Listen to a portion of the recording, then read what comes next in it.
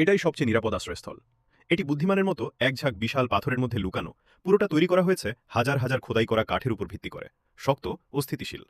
ঘরের ভিতরে শুধু আরামদায়ক বড় বিছানা নেই, পুরো ঘরের মেঝে কাঠ ও পাথরের মিশ্রণ দিয়ে তৈরি, যা মানসম্পন্ন জীবনযাপন ও স্টাইলকে পুরোপুরি প্রকাশ করে। আর ঘরের বাইরে সাজসজ্জা আশেপাশের পরিবেশের সঙ্গে পুরোপুরি মিশে গেছে। দ্রুত করে তোমার ব্যাটারি অর্ধেকের বেশি থাকা ফোনটা ধরো। একসাথে এই চাপমুক্তি উপভোগের প্রক্রিয়াটি উপভোগ করা যাক। ত্রিশর্ধ আচিয়াং এককভাবে হাইকিং করতে অনেক ভালোবাসে। অর্ধদিনের পাহাড় ও নদী পার হওয়ার পর যখন সে একটু বিশ্রাম নিতে যাচ্ছিল, হঠাৎ করে দেখল বিশাল পাথরের নিচে এক পাথরের গুহা রয়েছে। চিয়াং কৌতূহলে ভরে এগিয়ে গেল এবং দেখল গুহার ভিতরের স্থান খুবই প্রশস্ত। এটি সত্যি আশ্রয় তৈরি করার জন্য পারফেক্ট জায়গা। তবে ছড়িয়ে থাকা পাথরগুলো অবশ্যই পরিষ্কার করতে হবে। ভাগ্যক্রমে এই পাথরগুলো বড় নয়, তাই পরিষ্কারের কাজ খুব সহজে চলছে। আর সবচেয়ে ভিতরের ওঠা মাটির গুচ্ছ শুধু সমান করে পিষ্ট করলে বিছানার জায়গা হিসেবে ব্যবহার করা যায়। এর ফলে বিছানা তৈরি করার সময় অনেকটাই বাঁচবে। অবশ্যই মেঝেটাও সমান করে পিষতে হবে, যাতে বসবাস আরামদায়ক ও নিরাপদ হয়। পরিশেষে পরিষ্কার করা পাথর ও মাটি ঠিকই ব্যবহার করা যায় ঘরের সামনে এলাকার সম্প্রসারণের জন্য, যা ব্যবহারযোগ্য স্থান আরও বাড়িয়ে দেয়। এখানেই ঠিক বিছানার অবস্থান। তবে এখানে পরিবেশ আর্দ্র, সরাসরি এর উপর ঘুমালে নিশ্চয়ই বাতের ব্যথা হবে। তাই চিয়াং পাশের জঙ্গলে গেল। সে দ্রুত গতিতে কাজ করল। মুহূর্তের মধ্যেই মূল কাঠগুলো এক এক করে কেটে ফেলল। কয়েকবার যাতায়াত করার পর অবশেষে সব মূল কাঠ আশ্রয়স্থলে নিয়ে এলো। রাকিব পরিকল্পনা করল এই কাঠগুলো ব্যবহার করে বিছানাটিকে উন্নত ও পরিবর্তন করতে। আর এই খসখসে গাছের ছাল অবশ্যই পরিষ্কার করতে হবে। এরপর সে কাঠগুলো অর্ধেক ভাগে কাটল।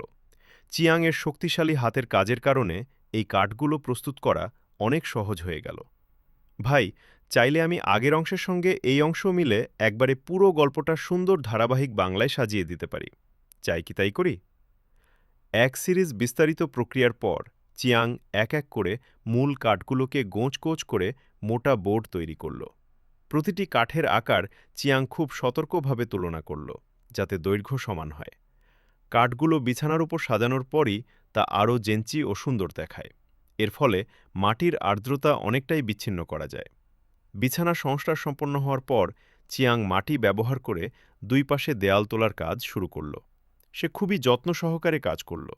প্রতিটি দেয়ালের উচ্চতা সমান নিশ্চিত করল। এরপর সে কাঠগুলো সমানভাবে বিছিয়ে দ্রুত একটি সাধারণ কিন্তু ব্যবহারযোগ্য টেবিল তৈরি করল। এ সময় ঘরের ভিতরের সব ধরনের সুবিধা প্রায় সম্পূর্ণরূপে প্রস্তুত হয়ে গেছে। তবুও এটা সম্পূর্ণভাবে ব্যবহারের জন্য যথেষ্ট। চিয়াং দরজার ফ্রেমের অবস্থান নিশ্চিত করার পর দুই পাশে থাকা ফাঁকগুলোও সে স্থানীয়ভাবে কাঠ ব্যবহার করে বন্ধ করল।